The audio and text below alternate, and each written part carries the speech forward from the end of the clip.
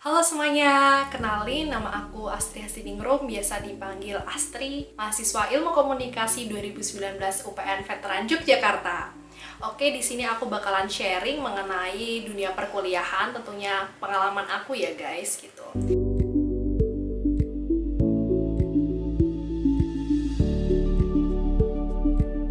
Oke, sharingnya akan dimulai dari kelas 3 SMA. Waktu aku kelas 3 SMA itu kan bener-bener waktunya siswa buat kayak mikirin masa depannya, mikirin dia itu harus kuliah di mana, jurusan apa, kayak gitu kan, sesuai sama passionnya apa enggak, terus prospek kerjanya bagaimana, dan lain sebagainya.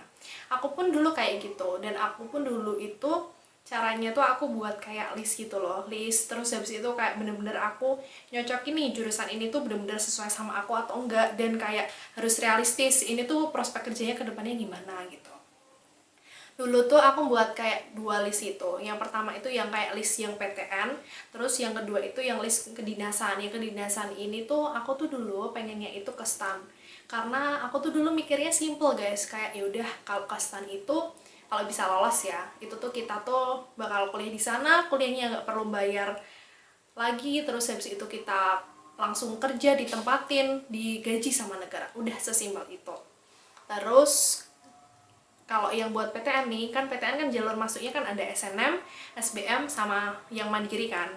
Terus kalau kemarin waktu kelas 3 SMA itu, alhamdulillahnya aku dikasih kesempatan buat masukin yang SNMPTN. Terus aku yang SNMPTN itu kan bingung kan mau masukin yang jurusan mana nih, karena di situ tuh aku berpikir realistis juga gitu. Kalau misalnya aku masukin jurusan yang bener-bener aku pengenin, itu kan kayaknya tuh peluang buat lolosnya itu kecil gitu. Terus yaudah, berarti aku harus lebih turunin lagi ke list yang nomor 2 atau 3 gitu.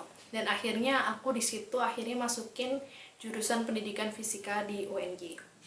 Kenapa aku milih jurusan itu? Sebenarnya tuh kalau pengennya aku tuh jadi guru gitu. Soalnya tuh kalau aku dulu ya mikirnya kalau jadi guru itu tuh enak gitu loh buat seorang wanita, apalagi kalau buat ngatur waktu antara pekerjaan rumah sama waktu ngajar, lebih kayak fleksibel kan. Kalau guru-guru kan banyak ya yang kayak jam kos baru misal kayak ngantarin anaknya atau ngurus orang tuanya yang baru sakit atau apa gitu. Pokoknya intinya tuh bisa nanti dikomunikasiin lah sama siswa-siswanya gitu, atau diganti tugas tambahan, istilahnya kayak gitulah dulu aku mikirnya ya. Terus kenapa fisika? Karena aku tuh dulu kan les di salah satu bimbel, dan tentor fisika aku tuh kalau ngajar fisika itu tuh enak gitu loh, cara dia deliver ilmunya tuh bener-bener enak banget.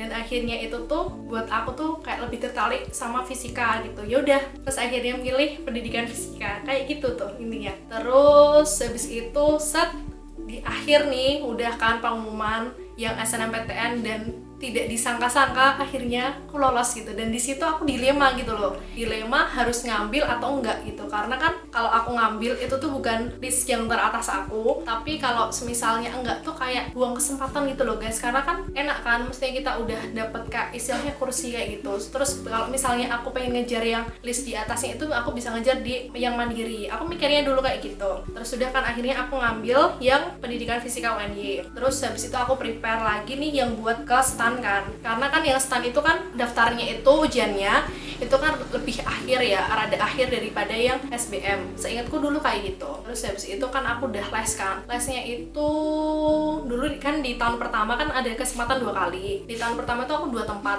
enggak deh, 1 tempat ding, 1 tempat. Habis itu aku juga minta kayak jam tambahan gitu sama guru bahasa Inggris aku dan teman-teman aku ya. Terus kita tuh di jam tambahan itu belajar tentang kayak grammar gitu-gitu. Soalnya kan aku tuh kalau tentang bahasa Inggris itu nggak bisa banget kan dibanding teman-teman sekelas aku gitu. Aku udah sadar kayak kekurangan aku di situ, makanya aku benar-benar berusaha. Terus habis itu udah kan coba tes nih, ujian nih yang STAN. Tapi ya udah, ke waktu pengumuman kan langsung muncul tuh itu tuh aman tuh nilainya, itu tuh bener-bener semuanya di atas rata-rata kan ada kayak minimal harus nilai segini-segini itu kan, aku lupa ya rencananya berapa, itu tuh lolos tuh. Tapi habis itu kan ada pengumuman lagi, itu tuh yang pengumuman selanjutnya tuh aku nggak lolos kayak gitu tuh. Habis itu udah kan singkat cerita, terus aku kan udah mulai nih yang daftar ujian mandiri gitu. Terus habis itu udah daftar di UGM kan, dan ternyata nggak lolos dong kayak gitu. Terus yaudahlah, berarti mungkin takdirku, aku mikirnya ya, aku kuliah di pendidikan fisika UNY, udah kan jalan nih 1 semester jalan. Terus aku kok kayak mikir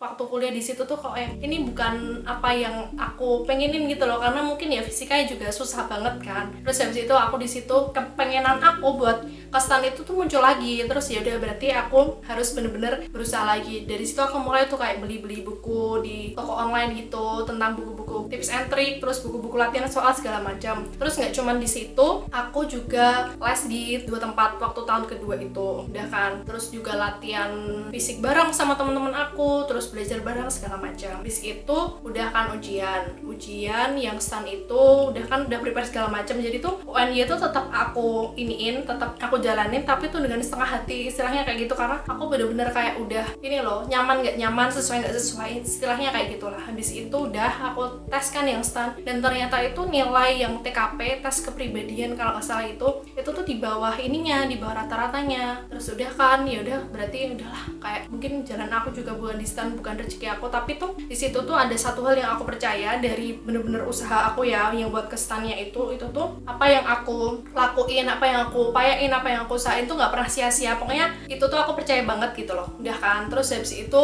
aku tuh sempat kepikiran ngeliat temen aku yang kuliah di ilmu komunikasi. Terus aku jadi sempat kepikiran dan browsing-browsing kan, ilmu komunikasi itu apa sih, belajar tentang apa aja, kerjanya itu tentang gimana gitu-gitu kan. Udah, terus habis itu aku akhirnya coba daftar di SMUPN. Udah kan daftar di SMUPN, terus di situ tuh aku milih jurusannya itu ilmu komunikasi, terus yang kedua itu humas. Jadi tuh humas itu pecahan konsentrasi dari ilmu komunikasi yang dibentuk jadi sebuah prodi gitu loh istilahnya. Terus udah aku daftar, terus ujian, dan akhirnya aku keterima. Terus habis itu singkat cerita aku coba jalanin selama 1 semester. Ada sempat kepikiran buat sebenarnya pindah lagi ke UNY, tapi kayaknya aku melihat kayak peluang besar di ilmu komunikasi buat kedepannya. Udah tekan, terus habis itu aku lanjutin, dan sampai sekarang di semester 4 ini udah kayak mulai enjoy, dan kayak aku yakin gitu loh sama pilihanku yang sekarang, kalau ilmu komunikasi ini merupakan jurusan yang prospek kerjanya itu luas ke depannya.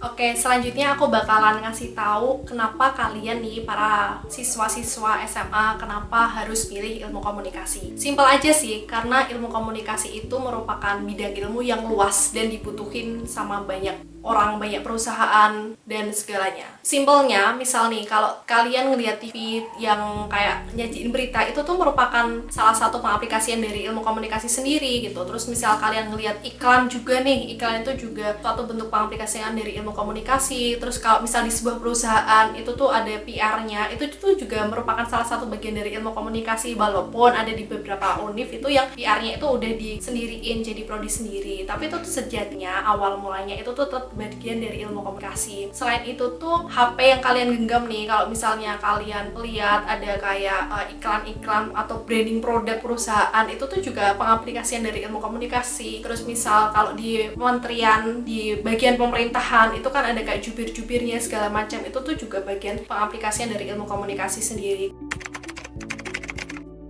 Jadi mahasiswa ilmu komunikasi itu asik, seru, karena ya emang anak-anak ilmu komunikasi itu anak-anak yang chill, santuy, tapi itu juga mereka itu orangnya itu dituntut berpikir kritis gitu loh, dituntut untuk menyelesaikan suatu permasalahan, terus membuat ide-ide yang beda dari yang lainnya kayak gitu. Terus selain itu pesannya, kuliah di ilmu komunikasi itu kita itu harus jadi mahasiswa yang pinter ngomong. Setidaknya bukan pinter ngomong sih, tapi kita tuh bisa mengkomunikasikan sesuatu tuh dengan baik gitu loh. Intinya kayak gitu, karena ada label mahasiswa ilmu komunikasi di diri kita.